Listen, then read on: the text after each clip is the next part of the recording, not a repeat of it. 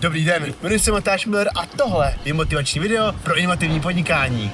Je mi 19 let a studuju zdravotnické liceum, jenže touhle cestou jsem se nikdy nechtěl dát. Jsem spíše snílek a tvůrčí osoba, rád se prohrabávám v historii a chtěl bych z toho dělat, jak bych řekl, kůle rvoucí content.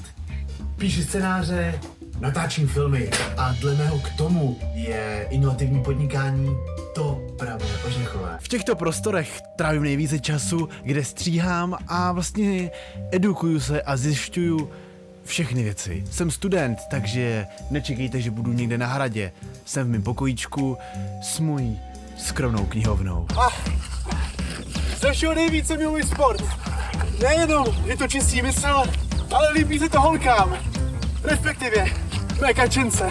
A to jsem já, Matyáš Miller.